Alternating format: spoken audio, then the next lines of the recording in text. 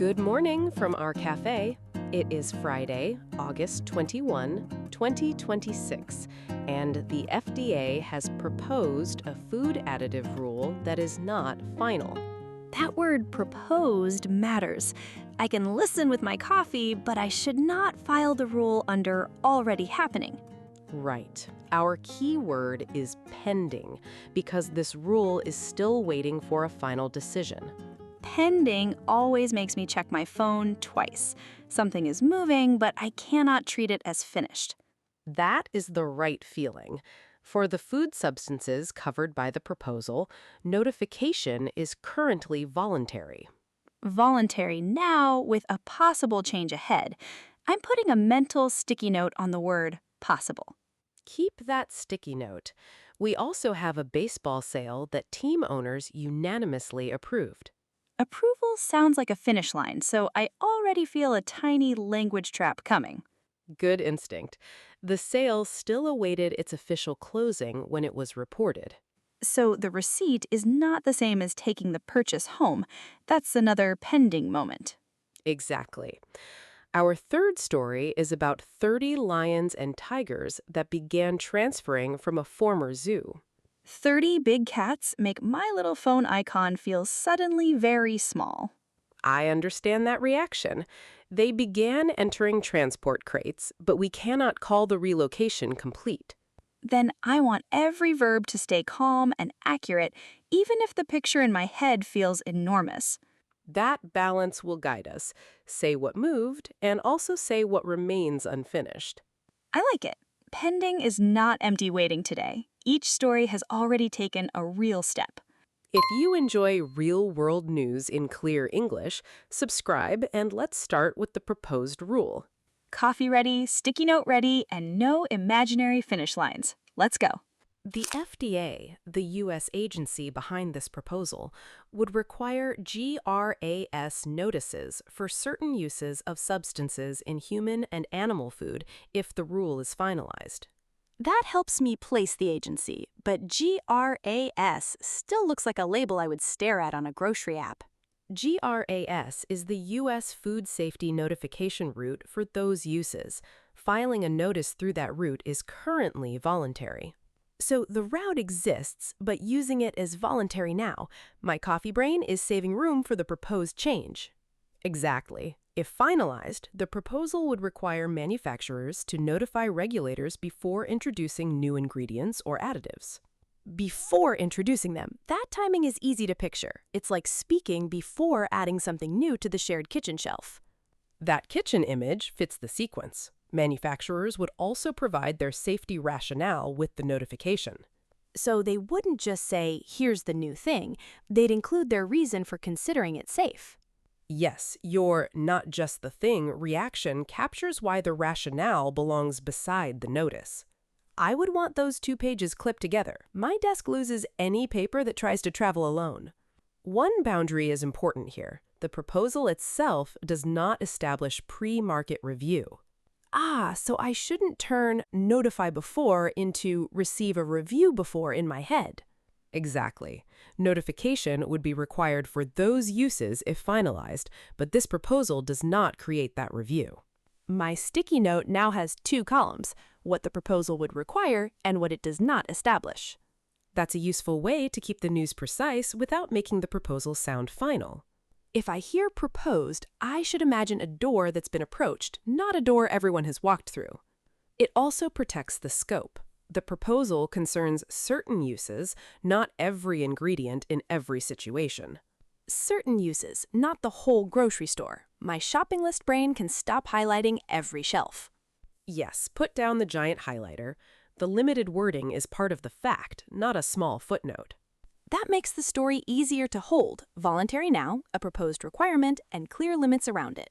Well held. The news is a proposed change in notification, with the final status still pending. And my coffee brain has finally stopped trying to publish the rule ahead of schedule. In MLB, the Professional Baseball League, team owners unanimously approved transferring the San Diego Padres club to an investor group led by José E. Feliciano and Kwanza Jones. Unanimous approval sounds huge. If I saw that on my screen, I would be tempted to shout, "Done." I would gently lower your celebration sign. Owner approval is one transaction stage, and the official closing was still pending when reported. Thank you for saving me from throwing confetti during the paperwork stage. Approved is not the same as officially closed. Exactly. The May agreement had a reported valuation of $3.9 billion. That number would make me sit up so fast that my cafe chair would need its own seatbelt. I can picture the chair. The large figure describes the reported valuation, not the transaction's final status. Right. Big number, big approval, and still one honest little pending label. There was an earlier step, too. The MLB Management Council gave initial approval on August 4th. So this was not one magical stamp. I need a small timeline, not a single dramatic button. Your timeline starts with that initial approval, then the owner's unanimous approval, while official closing was still awaited. It feels like collecting travel stamps, but refusing to call the trip over before reaching the final desk. That comparison works because it respects the order without inventing an arrival. And the investor group has 2 named leaders, so I can follow who is at the front without adding a whole crowd chart. Keep it. The reported facts give us approval, valuation, and sequence, but not a completed sale. That is surprisingly relatable. An online order can be approved while I'm still waiting for the actual handoff. I hear your everyday comparison. Here, the careful phrase is, awaited its official closing. So unanimously describes the owner's vote, it doesn't erase the remaining step. Precisely. Your imaginary confetti can stay in the bag until the language truly allows it out.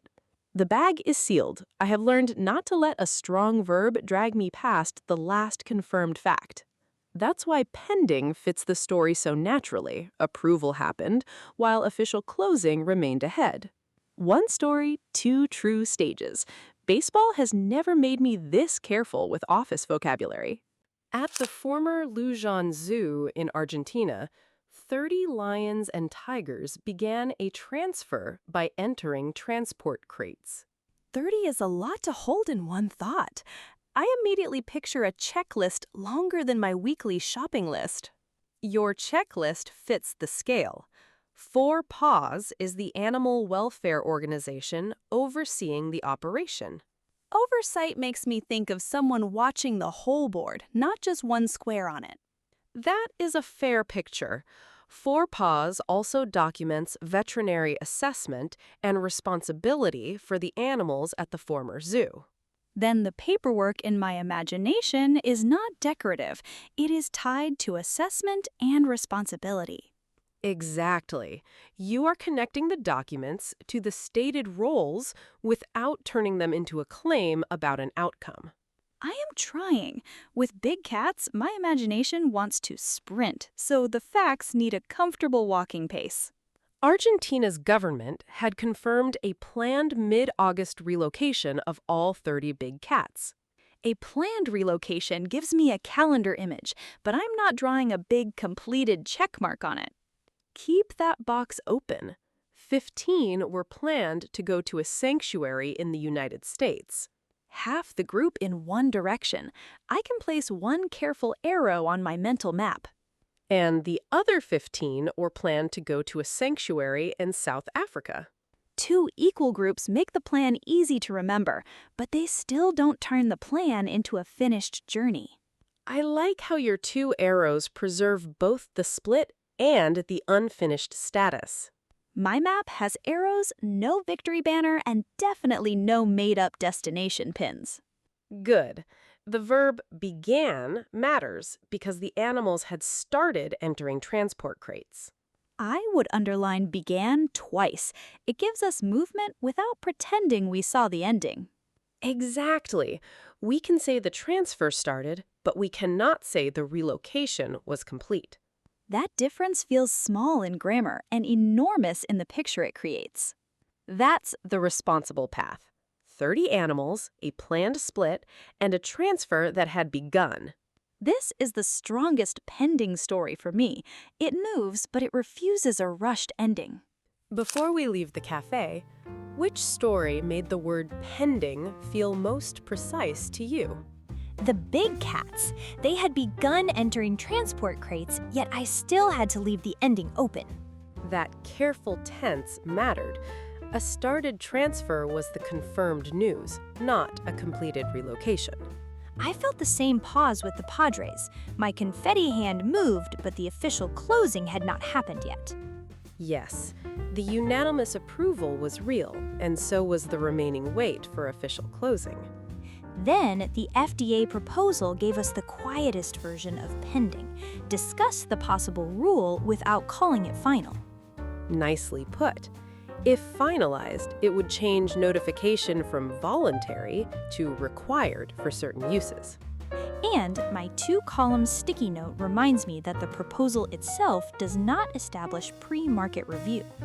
Now it is our listeners' turn. Which story's unfinished stage caught your attention most and why? Tell us in the comments. You can choose the proposed rule, the pending closing, or the big cat transfer. Keep your answers simple and accurate, just as we tried to do at the cafe today. Mine would be, the transfer caught my attention because the word began changed the whole picture. If this conversation helped, please like the video and subscribe for another cafe conversation. Bring your coffee next time. I'll bring the responsible sticky note and keep the confetti sealed. Have a thoughtful Friday, and remember that pending is a stage, not an invitation to guess the ending. See you next time. Until then, let the confirmed facts finish their own story.